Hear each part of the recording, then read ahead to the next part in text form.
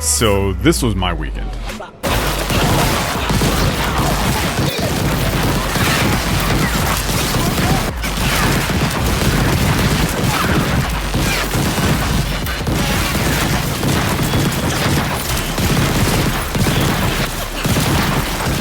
Okay, I get it. Necromancer's the best class. It's probably a bit broken. It's fine, it's fine.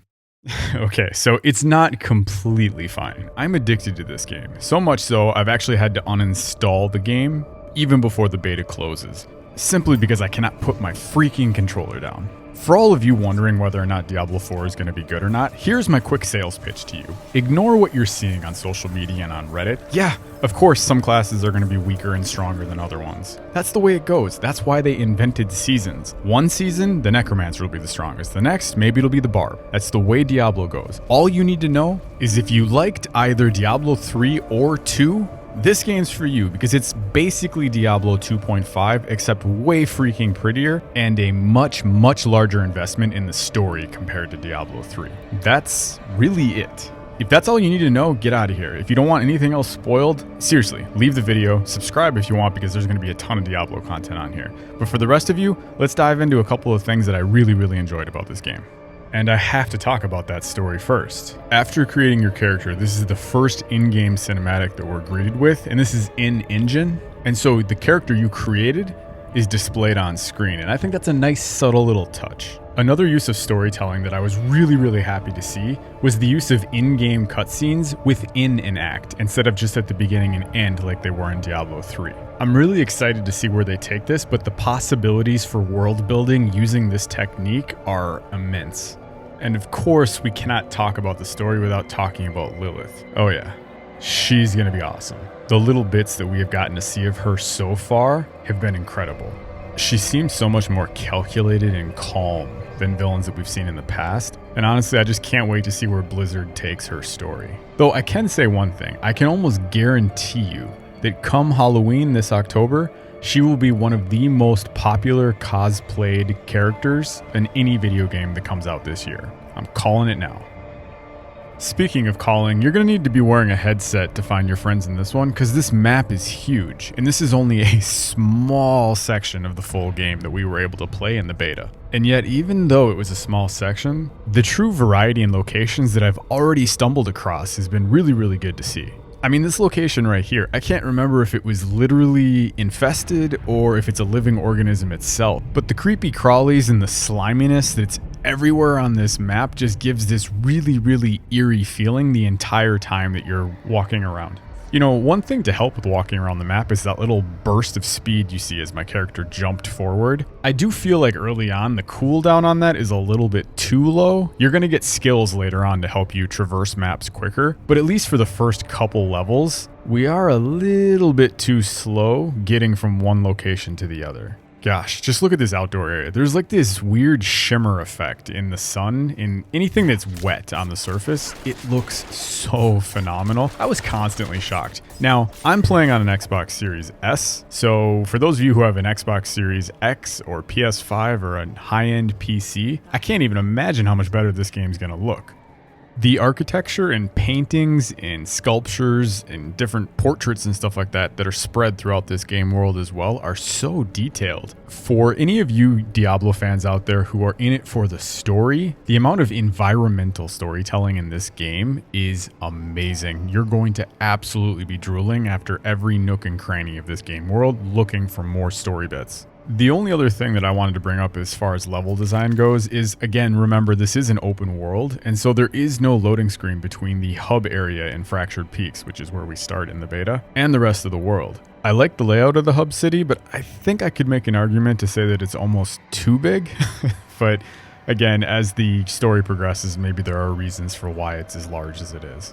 Though I do want to add in one last thing about the loading screens and no loading that I talked about in the hub world. With a lot of the dungeons, there is loading times, and at least on the Series S, some of these could take a couple seconds. I think literally every single person on planet Earth will have a different opinion on whether this is an acceptable trade-off for the open world side of things. You be the judge.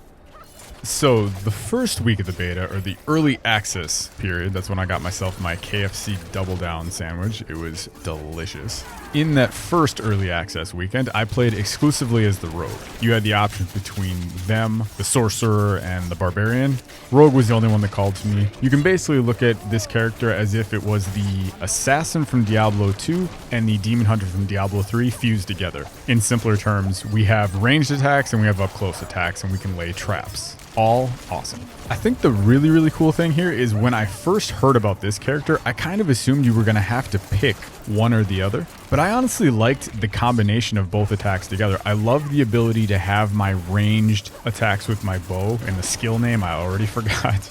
And the ability to dash in, slice enemies, and then dash away, and then have your daggers ripped out of your enemies and come back to you. It was such a cool two-pronged way of attacking that it provided so much fun, fast-paced gameplay. And so far from what I can tell, that little last bit there, the fast-paced gameplay, is what is going to make the Rogue one of the more popular classes, I believe. The ability for the Rogue to traverse around the maps with all of its different quick-moving abilities makes just getting around the map, which is something we complained about earlier in this video, much better with this class than all the other classes so far. As far as the OP Broken Necro goes, I mean, the Necromancer's amazing. I'm just kind of shocked there's not a resource cost on the Corpse Explosion. So that's why the intro is the way that it is, because once you learn Corpse Explosion, that's what a lot of your fighting is going to look like. But with the rest of the character, obviously they have the ability to summon skeletal minions, and I do think this is one area that is pretty cool and unique with the character. They rely on something called the Book of the Dead, which as you level up allows you to select different types of skeletal minions and then alternate between what types of powers you want them to have. Now, the skill tree in this game can be quite overwhelming, but once you do get the hang of it, I definitely noticed pretty early on that the more points I was investing into certain skills, I could really see that being reflected while I was out battling monsters. But I think the best decision that they made was, because it's going to be a little overwhelming early on with the skill tree, respecking is legitimately not an issue. You can respec whenever you want for not a ton of gold whatsoever. And for all the people on social media complaining about how much this is going to cost towards the end of the game after you've maxed out your character, you got to remember, you're also going to be getting tons and tons of gold at the end of the game on top of it. So respecking legitimately is not going to be a concern, which is sweet. What is not so sweet is, for whatever reason, the hotkey system in this didn't work the way that my brain thought it was supposed to. And I got used to it. I don't know, it just seems a little bit more clunky trying to pick and choose where you want your skills than it should be. Now, if you're on PC, this isn't an issue, but this is just strictly on the console side of things. And let me tell you, you console players, you're going to need to figure out the hotkey system, because the sheer variety of monsters and affixes those monsters have in this game so far is quite overwhelming. There's a lot going on here, but that's a good thing. You can tell they've learned a lot from Diablo 3. There's even some bosses that have similar styles and looks to some of the bosses we all faced in Diablo 3. But the freeze effects, some of the stun effects and abilities that all these different creatures have really improved, and they're visually stunning to see on screen as well. Diablo 4 does also offer now world boss fights, which I think is awesome. I did not personally experience that. I want to save all that for when the game fully releases, but I did see a lot of people were having a blast with that. But even I still ran into a boss that I tried to fight, and it was absolutely too powerful for me, so I had to turn around and run the heck out of there.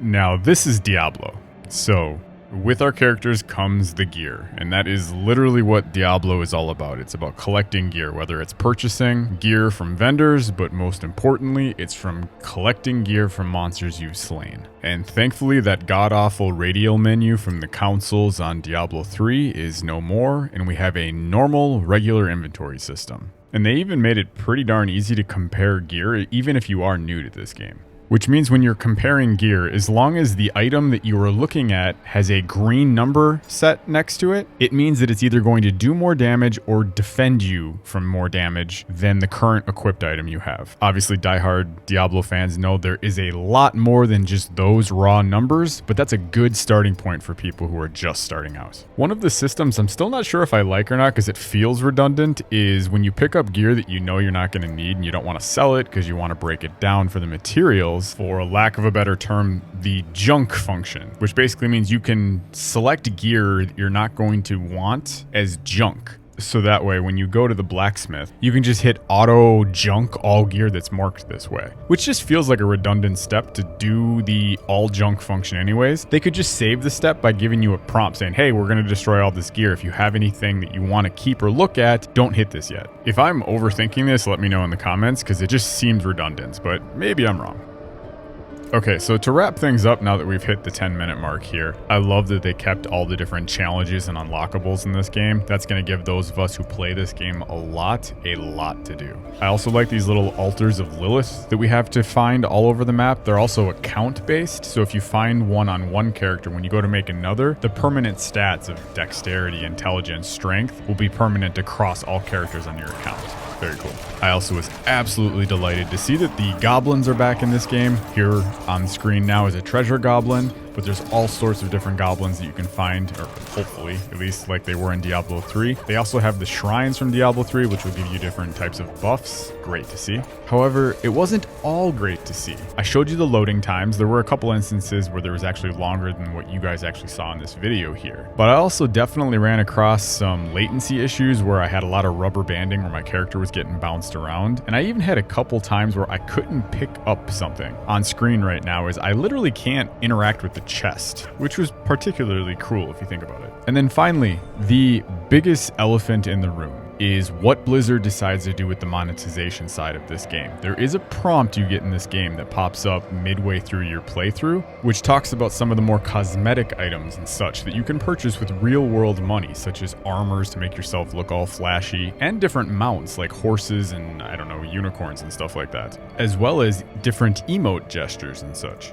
I'm fine with all that. We also know there's going to be a battle pass. Again, probably cosmetic based. There's a possibility that you might get some increased EXP for having the battle pass. Honestly, it's 2023. That's the world we live in. I'm fine with that. But Diablo Immortal exists, and we all know what's wrong with that game. So let's see if Blizzard can resist that urge. Unfortunately, that one's a waiting game, and only time will tell. Anywho, with all that out of the way, I am obsessed with Diablo 4. I can't stop thinking about it. I want to continue playing it, but I can't. Like you, we all have to wait until June. That's going to be a heck of a wait. But yeah, if you are still listening to this at this point, comment down below. Are you planning on pre-ordering Diablo 4? Are you going to buy it once it comes out? Are you holding out hope like I am that it's going to pop up on Game Pass? So you want to save that money? Who knows? But regardless of all that, you are an absolute baller for sticking around for this long. If you want to see more Diablo 4 content from a unique perspective over here, hit subscribe on the channel, and we'll see you soon.